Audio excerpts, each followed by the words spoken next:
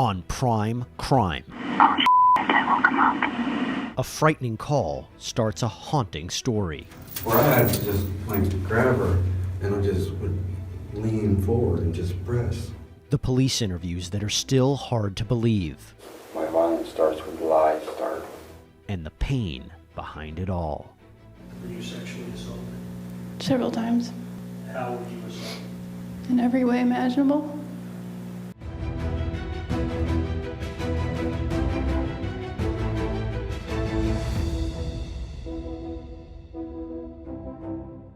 Hey there everybody, I'm Jesse Weber and welcome to Prime Crime. This is where we do a deeper dive into the most high-profile and memorable true crime cases. Anytime we focus on a serial killer, we're talking about the worst of the worst. And this story is just that. 911, what is the address to your emergency? 4th Street Laundromat. I've been exhausted. 911 dispatchers receive all kinds of calls, but the one placed on September 13th, 2016 in Ashland, Ohio, is not one you hear every day. A woman says that she's been kidnapped, and it soon becomes clear why she's whispering. Where's she at now? Asleep. I'm in the bedroom with them. Is there any way you can get out of the building? I don't know without waking him, and I'm scared. Does he have a weapon? He's got a taser. Are you tied up now? Yeah, but I kind of freed myself. That was horrifying. Whatever reason, he just didn't tie it tight enough. I think it's like a 1 in a million that she was able to not only get out of the rope, but have access to a phone and then be able to even make the phone call. If you think you can get out, you need to get out. Not unless they were right here. Strong. Then something happens. I woke him up. Just set the phone down. A long silence follows for several minutes. Luckily, the caller gets back on the phone. Are you still there? I'm still okay. Officers arrive on the scene. Hurry up, get out here. Where is he? I'm sleeping. He's still sleeping? Yeah. Okay, they have her. They then arrest the suspect.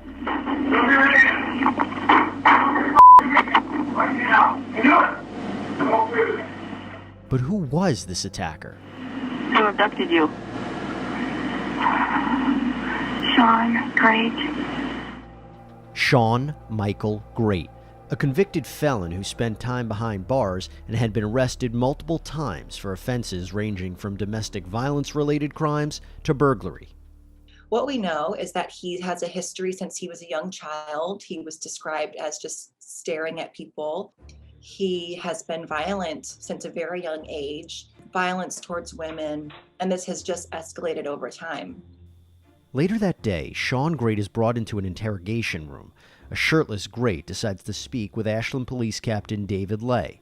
What you're about to hear is the start of something truly disturbing. Yeah, we ended up having sex. Against her will? Well, it ended up she didn't like it and she's really beating herself up about it. The sex part. Mm-hmm. So It looks like you might have hit her a couple times. I did because I lost control. Grate would explain to Lay that he befriended Jane Doe at a community center, brought her back to a place where he'd been squatting, and then kept her for days, all while assaulting her. Why did you lose control? A lot of it that she'd marry me, and she won't marry me. It's like, this is it. Mm-hmm. A lot of leading me on. Mm-hmm. She may not have wanted to have sex, like, afterwards. After what? After I hit her. The traits that I'm seeing are pretty indicative of antisocial personality disorder, which is having poor impulse control, wanting to be intimidating, lack of remorse, lack of empathy. But what we also see is some sexual sadism. She's saying you tied her down to a bed. I mean, what's the deal with all the straps on the mattresses? I did tie her down. I abducted her. You abducted her? Yes. The person gains pleasure from the pain of others, so binding them, torturing them, keeping them hostage. She says you took some video of her when you forced her to give you oral sex from your cell phone.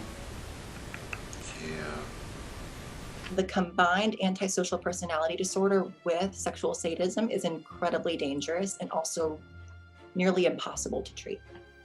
But the conversation with Lay takes a different turn. Now, patrol guys are saying you know Elizabeth?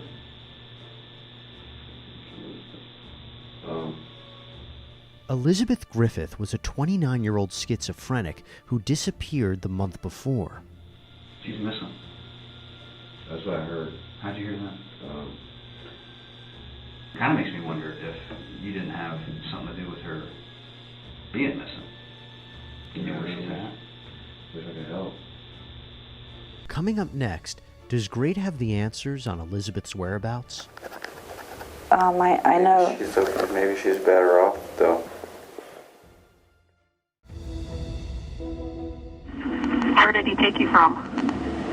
My apartment. Back in 2016, Shawn Grate is arrested in Ohio after a woman he had been holding captive escapes and calls 911. To investigators' surprise, Grate admits to beating and sexually assaulting this Jane Doe. So I just grabbed her, Where'd you grab her? her head.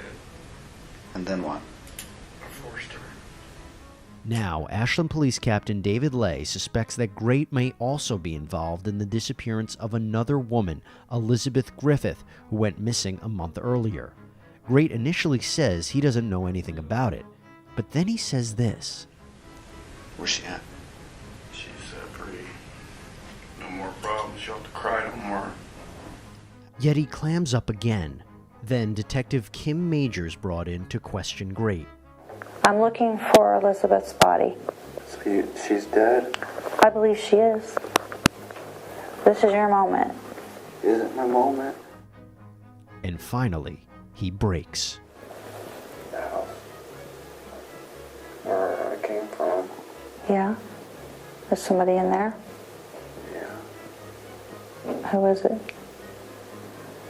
Is it Elizabeth? Where is she in there? In the closet? According to Grate, on the day in question, he and Griffith played Yahtzee, and then later that night, she came over to the house where he had been staying. He claims Griffith was suicidal and that he tried to strangle her as a way to playfully scare her, a scare he says turned deadly. To see exactly how much they really do want to die. You know what I mean? So Yeah. a little fear in her, right? Yeah. She fought it, that's not what you want. And then she just started blowing up, You strangle her again? Is that how she died, or is there another way? that's the way she died. That's the way? Griffith's naked, decomposed, and bound corpse would be found under a pile of clothes in the closet of the house. The horrors didn't end there. Are there any other girls in the house right now?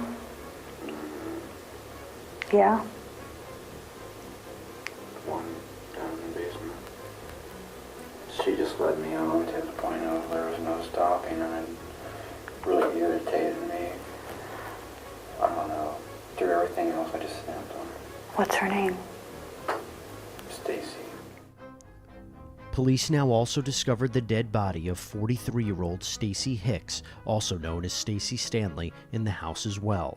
A mother and grandmother who Grate met outside a gas station. After helping to change her flat tire, authorities say he lured her back to the house where he sexually assaulted her and violently choked her to death. All right, did she try to fight you when you were strangling her?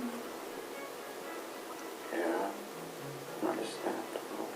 I made her actually give me I was in that rage of alright. Grate even agrees to demonstrate on a detective how he killed Elizabeth and Stacy.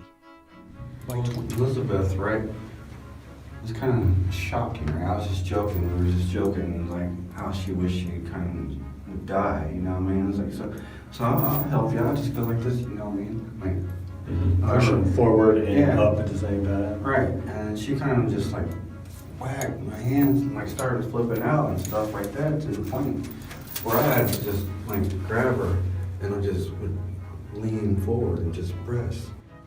With strangling, you're looking at power and control, the ability to watch somebody up close, see what happens to their eyes, and watch them take their last breath is indicative that he enjoys the control that he has over people. I'm still thinking about this. But what went wrong exactly with Stacy and I? Did she struggle? She did turn around. And there's a time I just squeezed her neck, put all my weight and knee on her for a moment like that. And I just clenched, leaned back. How'd you know to stop? She went like this. As Grate explains these details to law enforcement, you have to wonder, why is he saying all this? I think that once he had gotten caught, he knew that he couldn't kill anymore. And he enjoyed this control and manipulation that he had. And so this was one way that he could keep that going. You may think Shawn Grate has told investigators everything, but they're about to be shocked once again. And all the blood flowed down. Stay with us. I've shocked a lot of people. You have. Yeah. In 2016, Ohio police are investigating Shawn Grate. He was arrested after a woman he had kidnapped untied herself and called 911. Authorities discovered the dead bodies of two other women in the house where Grate had been staying, Elizabeth Griffith and Stacy Stanley. As of now, Grate has only been linked to 3 victims, but that's about to change. 4. 4 what? 4 women? Which one am I missing? Candace Cunningham, a 29-year-old woman that Grate had been living with until ultimately killing her too. I grabbed her and that's when I choked her. She passed out. I was irritable. I had enough. I just finished her. Grate would not only confess to her murder, but he even went on a ride-along with police to lead them to her body, which he discarded next to a burned-down house. And then I carried her across the creek. She was pretty alive. Yeah. It seems like though after she died, it was a lot heavier. Is that normal? Grate didn't stop there. There's a case from out in the county, meaning that we found a girl. Rebecca Lacey. Yes, sir. I had problems with her once. When 31-year-old Rebecca Lacey was found dead, the coroner originally ruled her death an overdose. However, Grate says he was the one who killed her. Yeah, Rebecca was number 2. Okay. It's pretty much self-defense on that one. Good. She robbed me. I just snapped like she just knew it on now. Finally, Grate comes full circle and admits to the 2006 cold case murder of 23-year-old magazine saleswoman Dana Lowry, his very first known victim.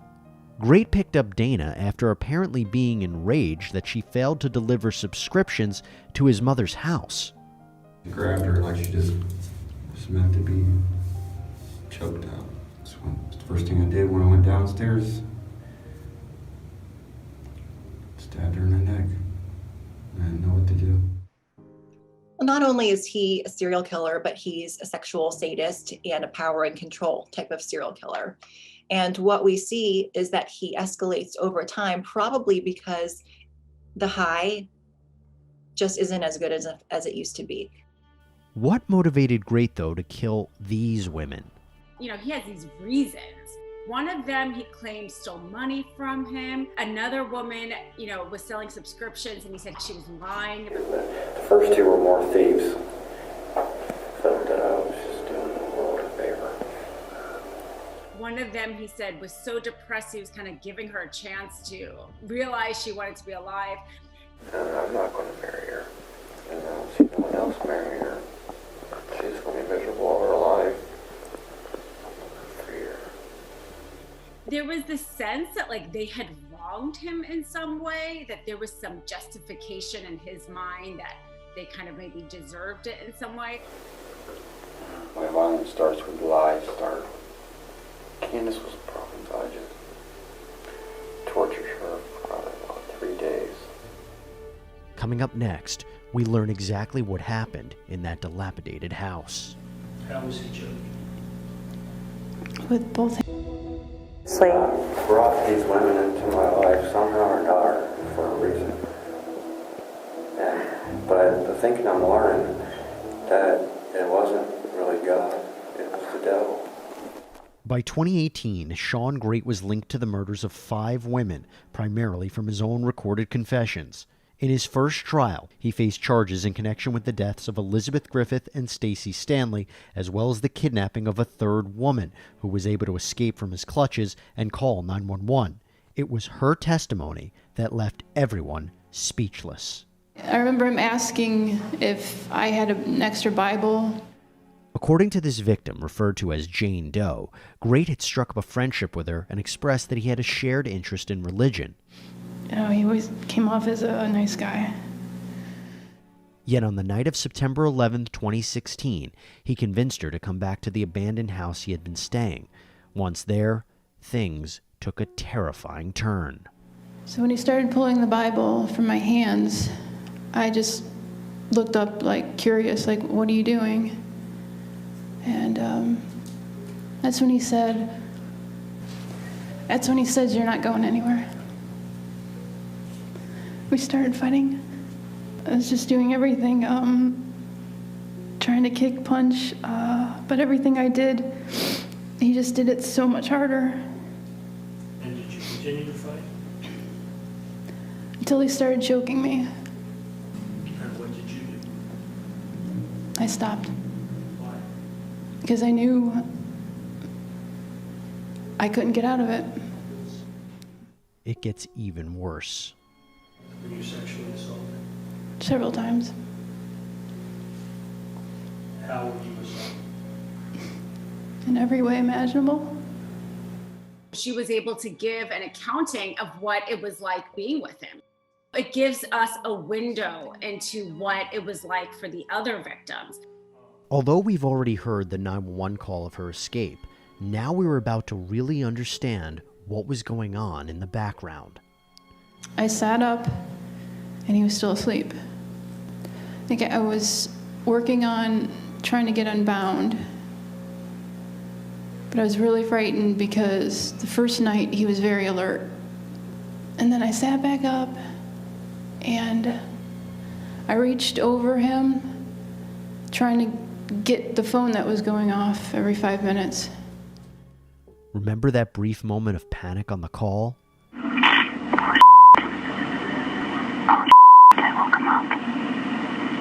I accidentally hit the taser, and the crackling is loud, and it woke him up. And he sat up. He put his feet down on the floor. He was just really groggy, though. He just looked at the floor like he was still asleep or out of it. He just sat like that. It seemed like 30 seconds, and then he laid back down. That's how close she came to possibly never getting out of there alive. He is an experienced killer at this point. It's amazing that he didn't wake up and didn't stop her. But, you know, honestly, like, thank goodness. He was gonna keep killing women. She saved so many lives. By the end of the trial, Grate pled guilty to 15 of the 23 charges, and the jury convicted Grate of the remaining counts. Now they had to determine whether to sentence him to death. He says that the thing that scares him the most is being put to death by the state. I really would like to stay alive through all this. Yes. I imagine he tried to get a plea deal that would have taken capital punishment off the table and wasn't able to do that. Reads, we, the jury, being duly impaneled, unanimously find that the sentence of death should be imposed upon Shawn M. Grate. This is dated May 18, 2000. The following year, while behind bars, Grate pled guilty to the murders of Rebecca Lacey, Candace Cunningham, and Dana Lowry, with him receiving separate terms of life in prison. There's an interesting wrinkle, though. Grate's been fighting his death sentence in the Ashland case. The Ohio Supreme Court has upheld his conviction and penalty. So the court found that although there were definitely instances where his counsel was ineffective, they didn't even raise basic objections, the court said. The amount of evidence against him was so overwhelming, he still would have been convicted. But at the time of this taping, the Supreme Court has allowed the appointment of a new attorney for Grate. He doesn't want to get killed by the state. This helps delay that. Even if at the end of the day, after exhausting all the appeals, he's still convicted, we're talking about years of a delay. And at that point, Ohio may decide not to ever use the death penalty.